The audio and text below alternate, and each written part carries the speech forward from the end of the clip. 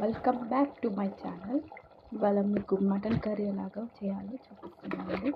ముందుగా మటన్ కడిగేసి ఉల్లిపాయ, పచ్చిమిర్చి, కరివేపాకు వేసి ఆనియన్లో వేయించుకున్నాక కొంచెం అల్లం వెల్లుల్లి పేస్ట్, తర్వాత కడిగిన మటన్ వేసి కుక్కర్లో అన్నీ తోడు వేసి పసుపుకు తగినంత, ఉప్పు తగినంత, కారం 2 స్పూన్లు,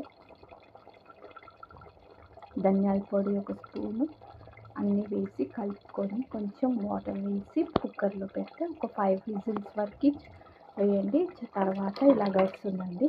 తర్వాత నేను ఏం చేశానంటే మసాలా కోసం జీలకర్ర, వెల్లుల్లి దంచానండి, లాస్ట్కి వేసి తర్వాత కొత్తిమీర కొంచెం గార్నిష్ చేశానండి. అంతే, సింపుల్గా చేసుకోండి.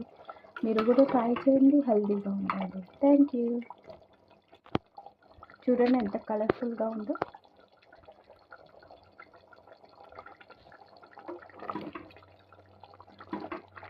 ఇదిగోండి.